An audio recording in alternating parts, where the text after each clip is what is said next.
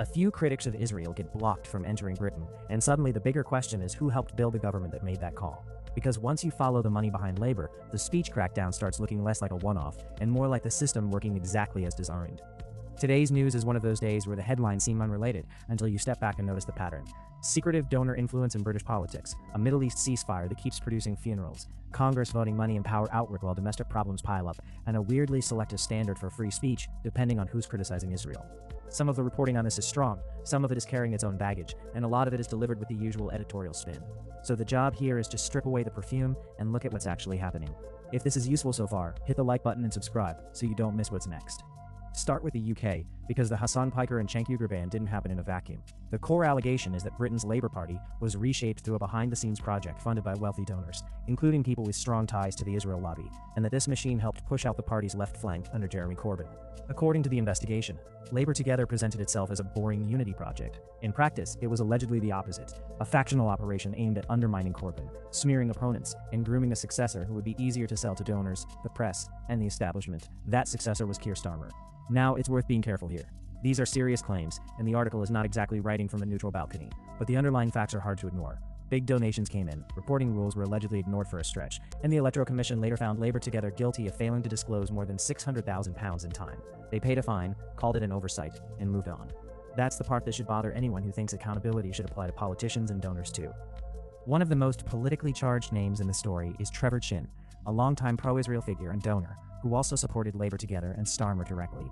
Again, the issue isn't that people are allowed to support causes. It's that when the same network is quietly financing political restructuring while public debate is being managed through moral panics, you get a party that looks less like a broad coalition and more like a controlled asset. That's where the free speech angle comes in. The same government now denying entry to Hasan, Piker and Cenk Uygur is being led by people who emerged from this donor-soaked internal war. The message is simple: criticize the wrong ally, and the state suddenly discovers a backbone. Question the funding ecosystem behind the party, and you'll be smeared as disloyal, extremist, or worse. And this is where mainstream coverage often gets slippery. A lot of outlets treat these episodes as separate: donor controversy here, speech ban there, leadership politics over there. But if the same ecosystem keeps appearing in each story, it stops being coincidence and starts looking like a governing style.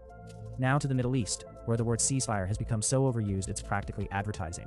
In Gaza, reporting says Israeli strikes have continued almost daily, even after the truce was supposed to slow the killing.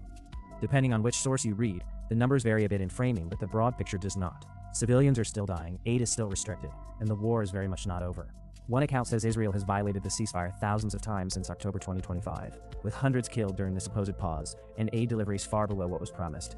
Another report describes a grandfather in Gaza whose daughter, son-in-law, and grandchildren were burned alive in a strike, and he says the idea that the war ended is a lie. That kind of testimony matters more than polished press statements from distant officials. Meanwhile, Hamas is preparing for new talks in Cairo and says it is not surrendering its weapons right now. What it does say is that any future arrangement should leave visible weapons only in the hand of an official Palestinian police force, not armed street factions.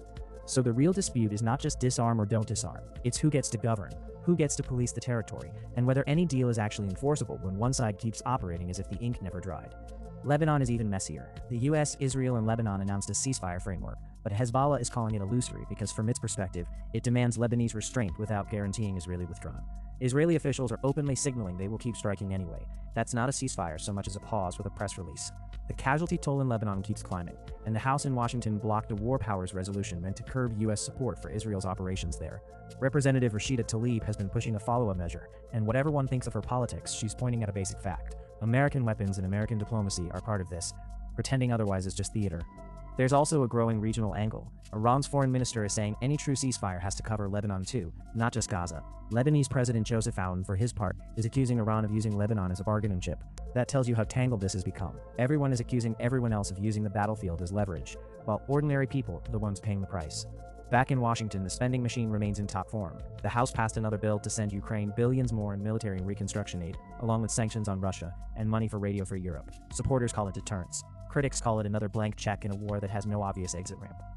At the same time, Zelensky is now publicly asking Putin for face-to-face talks in a neutral country. That's notable because it suggests even Kyiv understands the war has entered a phase where more rhetoric from distant capitals may matter less than direct negotiation. Trump, predictably, says the two sides should compromise.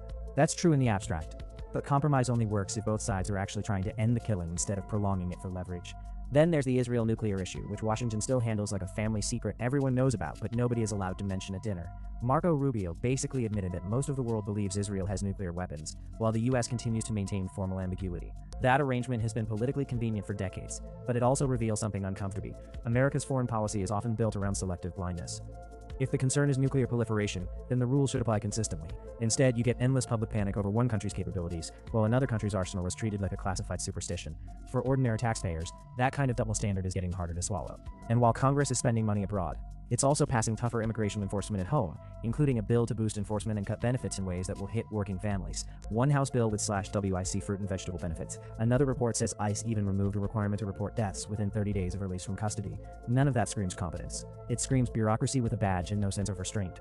There's also a grim little story out of the Congo. More than half of the Latin Americans deported there from the US have now returned home, and lawyers say they were likely facing persecution if sent back to their countries of origin. The whole third country deportation setup is the kind of legal workaround that only a government lawyer could call elegant. To everyone else, it looks like outsourcing the mess. The Trump administration also sanctioned Cuba's president, his wife, and members of the Castro family, while backing Bolivia's president against protests. Whatever your view of those governments, it's another example of Washington trying to act like it can micromanage the hemisphere while barely keeping its own house in order. And then, just to remind everyone the day isn't all geopolitics, Australian officials seized more than 100,000 illegal cockroaches from a breeder in New South Wales, which honestly is the most honest bust in the news cycle. At least nobody pretended those bugs were for stability. So the big picture is this: Britain's labor politics look increasingly shaped by hidden money and controlled narratives. Gaza and Lebanon are still being sold as if ceasefire means peace. Washington keeps funding foreign conflicts while tightening screws at home, and the free speech standards around Israel remain wildly uneven. Follow the incentives, not the slogans. That's usually where the truth shows up. If you got value from this breakdown, hit like, subscribe, and drop a comment with the story you think the media is glossing over the most. Is it the labor donor network, the fake ceasefires, the Ukraine aid push, or the double standard around